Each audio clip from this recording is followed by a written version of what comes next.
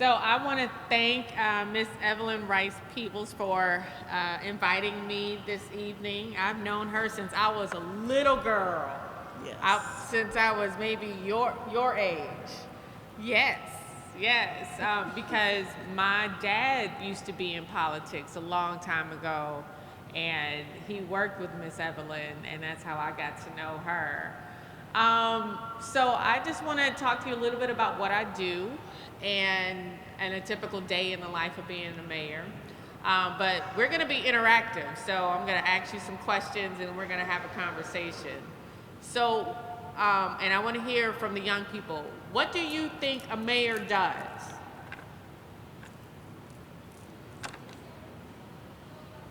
Speak up a little bit.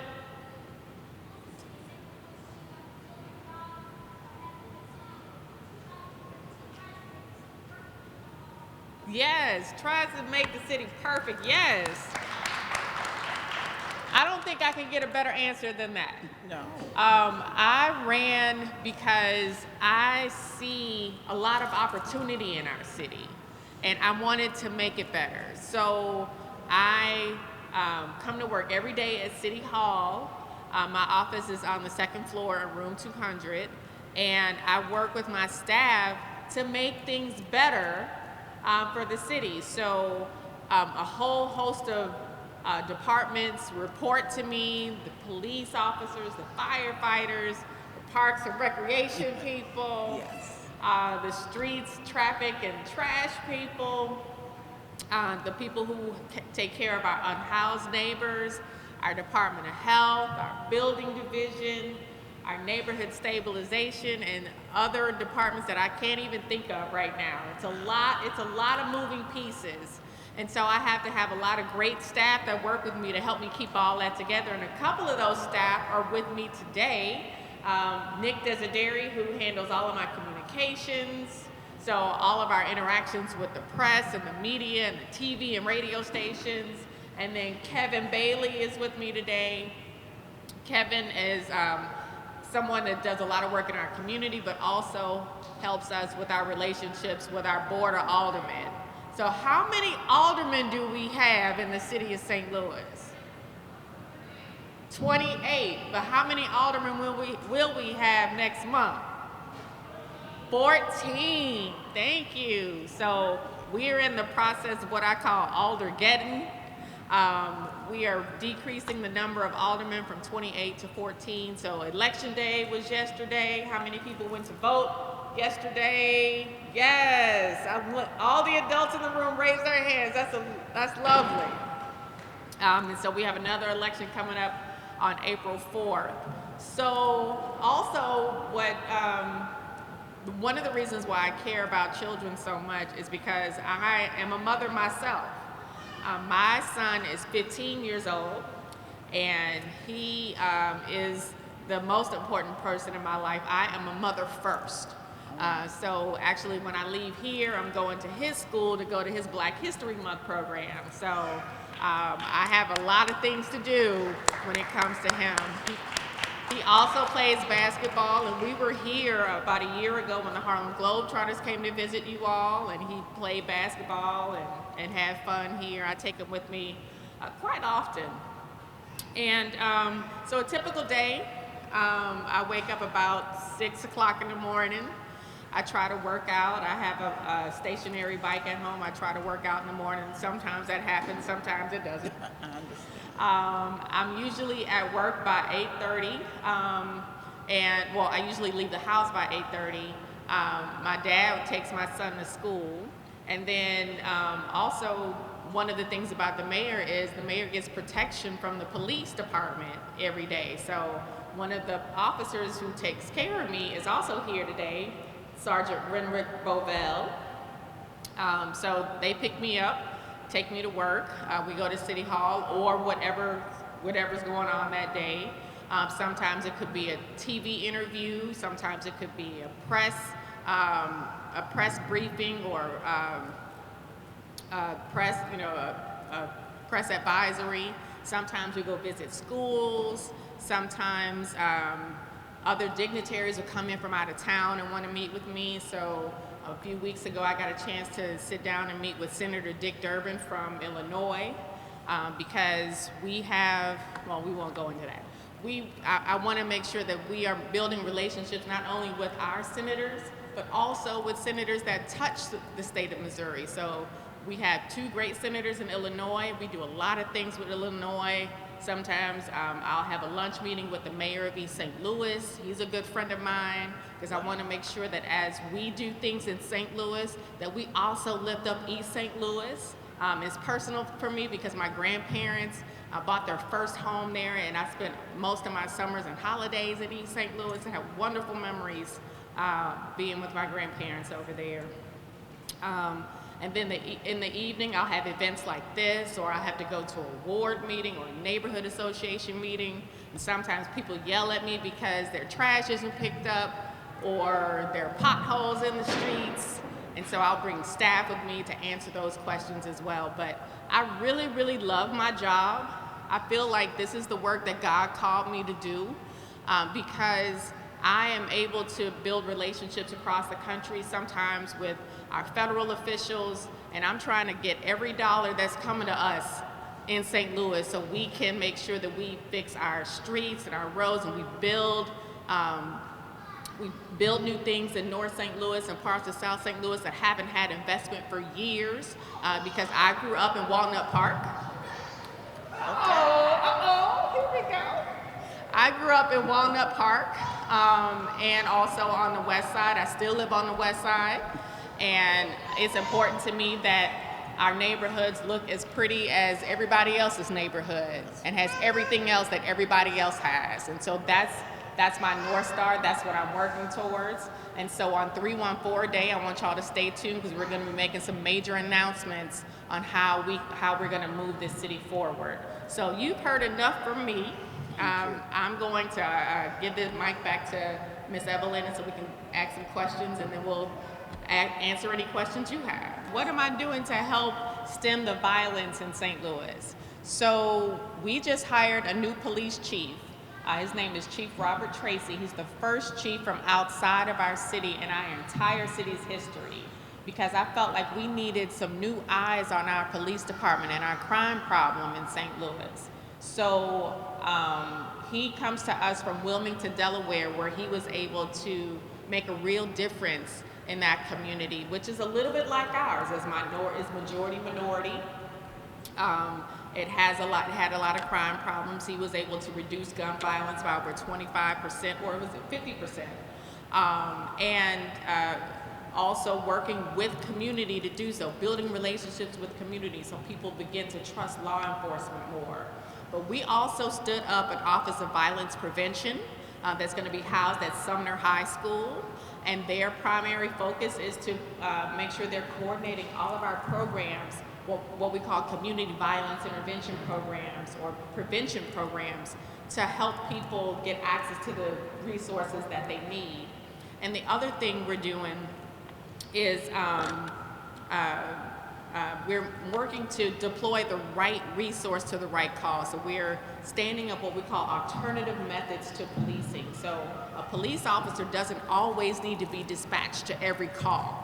And so we're working with social workers and other behavioral health providers to make sure that we're dispatching the right resource to the right call to make sure that when someone calls the police that they get what they need, not necessarily a police officer, because police officers have a hard job and they can't take care of everything. But sometimes a social worker is better, or sometimes a substance abuse counselor is a better person to be dispatched. And so we're trying to make sure that they get the help they need when they do call 911. Thank you. What is a quote that I live by? It depends on the day. But I would say a quote that I live by is it's by Shirley Chisholm, and it's a couple of her quotes, but the one that comes to mind is if you're not at the table, then you're on the menu, and if they don't have a seat at the table for you, then bring a folding chair. That means that sometimes you have to make room at the table for yourself. and for your people. And so that's what I'm doing. I'm bringing my own folding chair to a lot of rooms where we haven't been included. What advice would I give to someone who's afraid to try something new? I was once that person who was afraid to try something new. You know, when I ran for mayor the first time, I was scared. And I didn't win. I ran in 2017 and I didn't win. And so I was afraid to try again. But I would say pray about it, think long about it, make a plan. And because a lot of times people who, how does it go? People who fail to plan to fail. So make a plan for whatever you're trying to do, and maybe that'll make it a little less frightening when you try it. Thank you. How did I choose my career path? I like to think it was chosen for me. I didn't always want to be a politician. I didn't like politics growing up. Even though my dad was a politician, I did not like politics at all. But I feel like my path was chosen for me because I got appointed to a position in my late 20s, and I was like, oh, I like this. I like politics. I like how politics allows you to be able to do things for your community in a broad way, in a big way. So I ran for state rep first and won, and then I became city treasurer and then mayor. So I've been in this for this is my 21st year in politics this year. If I could change one thing in our city, what would it be? I would get rid of guns tomorrow.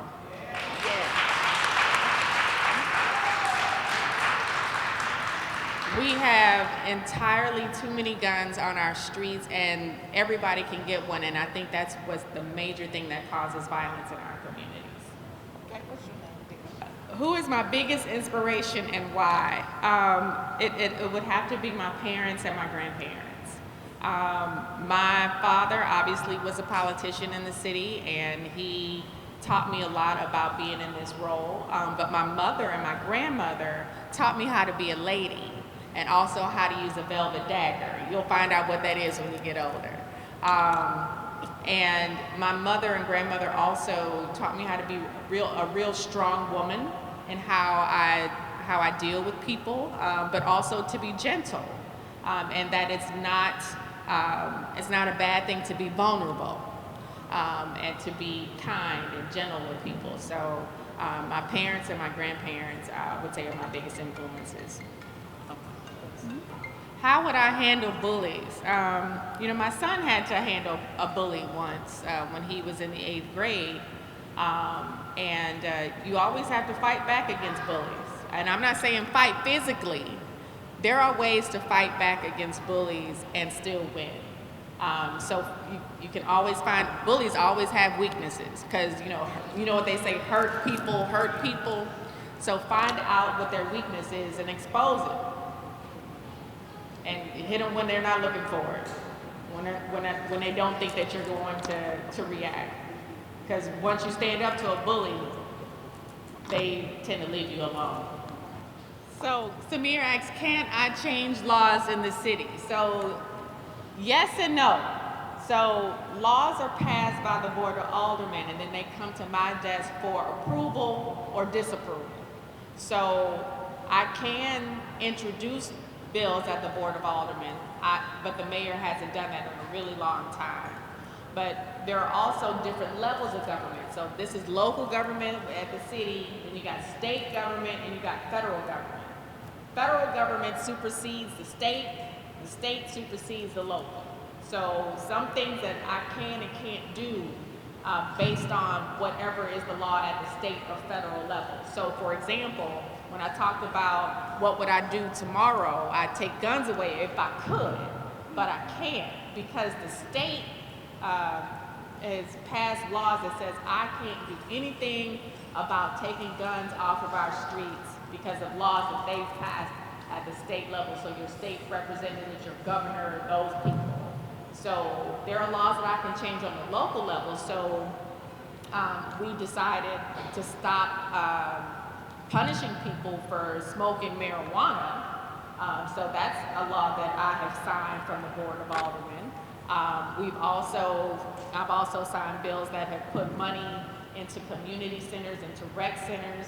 So can I make a big building for homeless people to go to? That's a great question. Samir is smart. So we don't have any buildings for our homeless. So sometimes we use rec centers to temporarily put our homeless people, what I like to call our unhoused neighbors.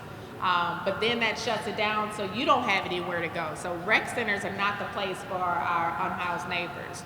We have contracts with several organizations to stand up homeless shelters around the city, and all we ask is that they are open 24 hours a day, 7 days a week. So our unhoused neighbors have somewhere to go. They can get connected to resources, and they can if we can help them become whole again, so they can become housed and put them in transitional and permanent housing. And we can connect them to jobs, and sometimes connect them to mental health care, because a lot of times we find our unhoused neighbors have some things going on in their lives and need some help from some behavioral health specialists.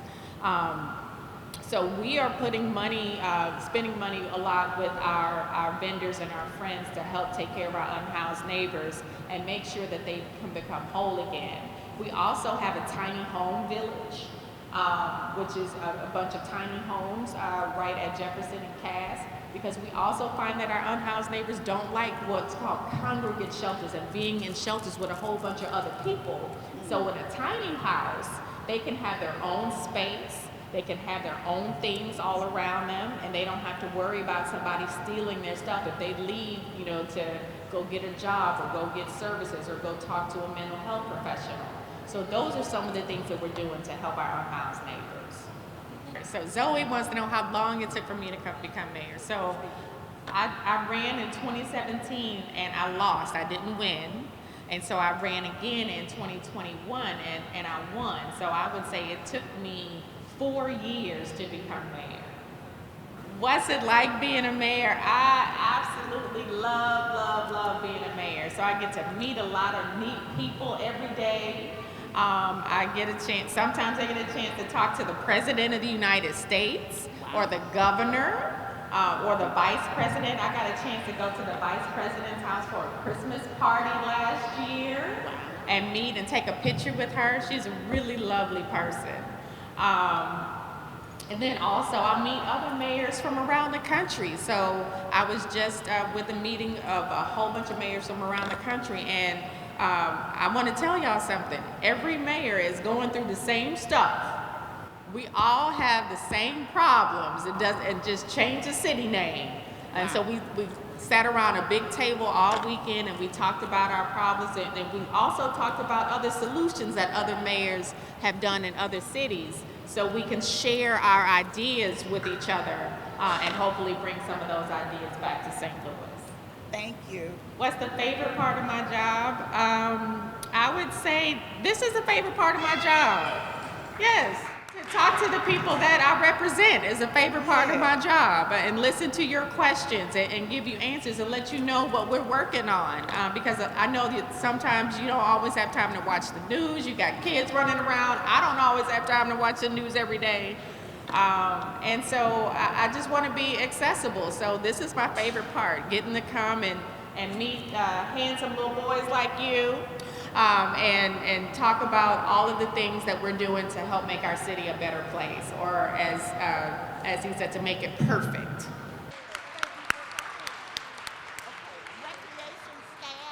Thank you all for allowing me to have the opportunity to come and speak with you today.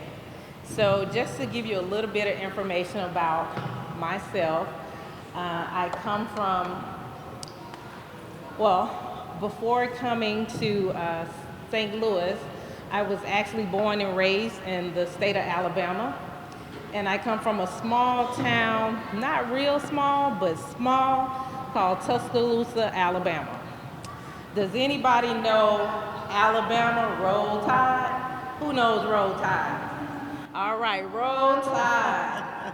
So I come from Roll Tide, and then after finishing up high school, I actually went off to college and I went to Jackson State University.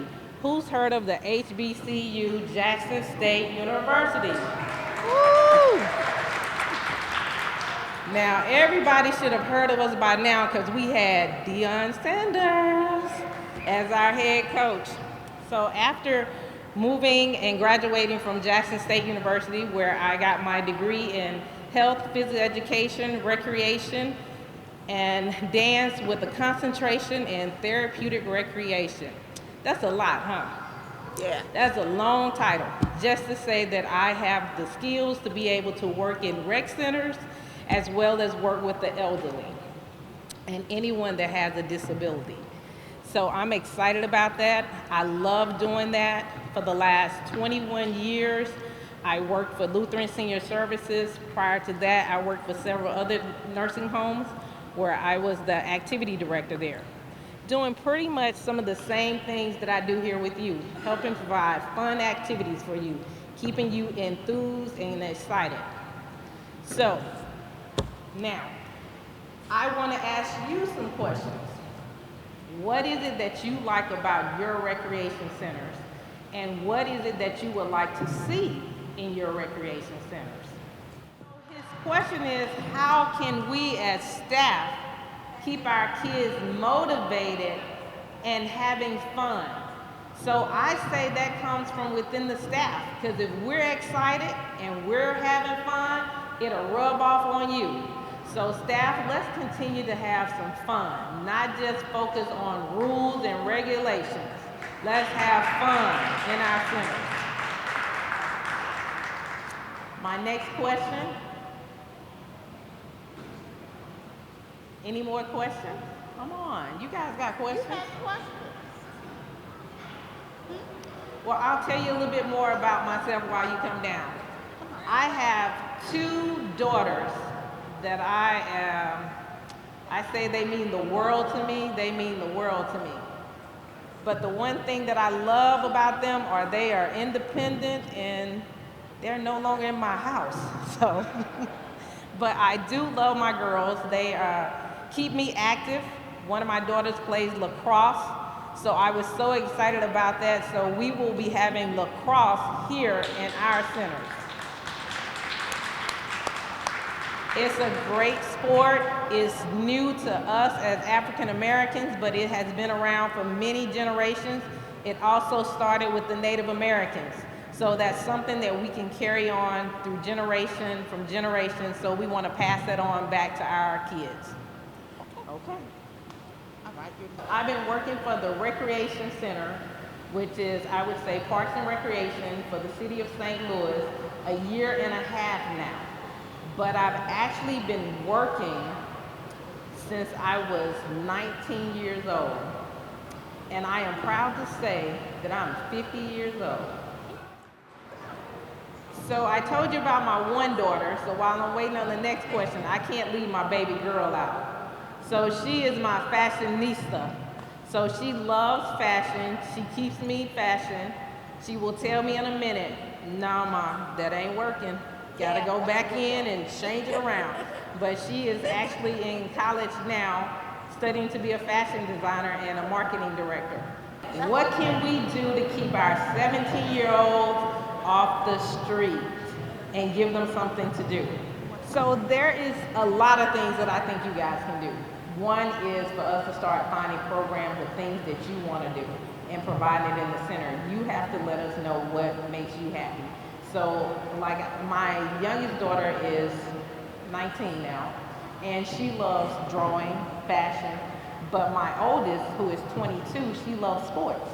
So I had to try and find a balance for both. So I think what our rec centers need to do is try and find a balance, and that's something that we're working on. So we're trying to find older programs for 17-year-olds. We're providing entrepreneur classes that are coming soon. We also have computer labs coming. We're also doing gaming, and we're also looking at how we can introduce fashion.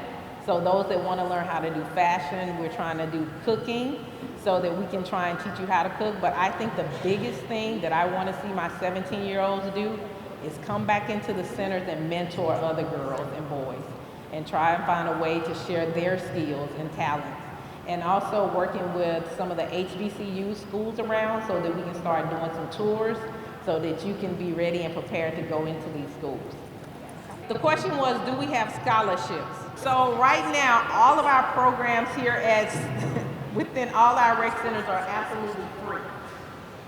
However, one of our goals is that we can help you do is when you're of age and can start applying for scholarships, we can help you do that because there are scholarships that are all out there for everyone to know. I am a member of Delta Sigma Theta Incorporated.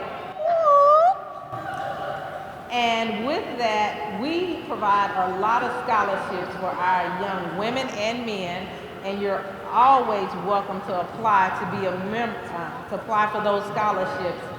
As well as, did you know that you can get scholarships in other things besides just sports? There are academic scholarships that are out there for everyone. And did you know the one thing that I mentioned, I said I went to Jackson State University? Yeah. I also was a cheerleader there. And while being a cheerleader there, I had a scholarship for cheering. So when I say it's important for our girls to come out and cheer and learn dance, there are scholarships for girls to be able to cheer and dance in college, just like there's places for the boys to play football, basketball, and sports. And there is also the opportunity to play girls sports for soccer, volleyball, which we're having coming soon, track and field, and lacrosse. My daughter went to school on a lacrosse scholarship. So scholarships are out there, and when you start getting older, we have an ACT prep class here at our centers that you all can be a part of, get your ACT scores up so that you can apply for more scholarships, okay? So they want to know what other sports are being offered that's new to the recreation center. So we're looking to have lacrosse, girls volleyball, we already have soccer, and then we're also introducing flag football, which is something we already do, but I'm introducing it on a girls level so that the girls can come and play flag football too. That would be fun, huh? Okay. And then we're also going to be introducing track and field. Along with this summer, golf. So have you ever played golf? No. Do you want to learn how to play golf? Okay. So we'll have golf coming this summer too. Okay. Is gymnastics going to come? For all the girls like Oh, let me tell you, I'm excited about that. I'm glad you mentioned that. Because we do have a tumbling group starting. And they will be coming and you will be able to start some of the basic tumbling skills. Gymnastics is a little bit different because we don't have the bars and the beams and all those things, but we will have tumbling part. So you can learn how to do your backhand springs, your cartwheels, your layouts, and your full twists and all those things. Is that exciting? Is it called Circus Harmony? Circus Harmony will be offering those things too. And Circus Harmony will allow you to also be able to do things with tricks and different things that's around the circus. So you'll learn how to do tight wire walking and all those things. But we're also looking at just plain tumbling too, okay? Okay. Where's the location? So we're gonna start off with, one group will be here at 12th and Park, and then we'll have one of our other groups over at Tandy in the north. And then if you can go to any center and participate, okay? Okay, what gave me the motivation to be in recreation? I can't say I started the centers because they were here before me, but I can tell you what inspired me to be in recreation. I started off, and this is why I say it's important, we all start off with dreams. And growing up, all I thought Excuse me. What did Miss Callahan say we all start off with? Say it louder. Dreams. So I had a dream, and I wanted to be a child psychologist because I thought I could understand kids and their minds, because when I was in school, I used to be able to help all my friends with their problems. So I said, this is something I can do. So when I got to college and I started looking, and I was sitting in class, and I noticed all the kids around me in the psychology classes knew everything. And I'm like, I studied really hard, but I just don't know this. Oh my goodness, I studied really hard, I don't know this. And then I decided to tell my mom I wanted to change my major, but I have this mom that's really a strong woman, and I knew I had to come with a reason. So what I did was I went back and I looked at the curriculum that they had of all the classes they were offering and what I could get a degree in. And I went and I started reading all these things, and then I came to therapeutic recreation. And I said, what is that? So I started reading it, and it was like working with the elderly. I love being around people that were older adults. Then it said I could work with the youth. Oh my goodness, I love kids. It's another level of me being a part of a child psychology. Then I saw the part about sports. I love sports. But then I saw the part where it said that I could help kids or elderly that had a disability and still be able to play sports, because a lot of people think because they have a disability they can't do anything. So that motivated me. So I did. I called my mom, told her I'm changing my major, and she said, not unless you got a good reason. So I gave her all those reasons. She said, go for it. So I started doing that, and I volunteered at the Boys and Girls homes. I volunteered at nursing homes. I volunteered in the mental health field. And I also volunteered with a disability where I had the opportunity to work with people that were paraplegics, quadriplegics, and that is paraplegic, someone that can't move their legs waist down. Quadriplegic is they have no movement from neck down. And to watch them be able to beat me in table tennis had me right there. So I love recreation, and I love being able to give back to those and inspiring those who think they can't, showing them that they can. I think there are several things that I can do because there are certain things I couldn't do. Like I would love to be like the mayor and say, get rid of all the guns, but I can't. But what I can do is say that what I do to make the world a better place is to continue to provide services for youth so that they can learn and understand that there is a better way than picking up a gun. Also encouraging our older adults to learn that their life is meaningful. Just because they're no longer able to work or do something doesn't mean that they're not teaching us something new every day. Working in the nursing home field, which is where I work with the elderly for so many years, I used to have one resident ask me all the time, she says, why do you care so much? I'm old, there's nothing I can do. Why do you care so much? My answer to her was, every day I come in here, you make my day because you tell me something that I didn't know, and your knowledge is unlimited. So it allows me to continue to grow. So you're my purpose for coming to work every day. After then, every time I went into her room, she had something else for me to do. Or did you read this? I read this, and it was a connection with us. So I think the best thing that I can do to continue to make our world a better and safe place is to continue to provide encouragement for everyone that there is always a purpose outside of violence, and that there's always a place that God has for you, and you will learn that purpose.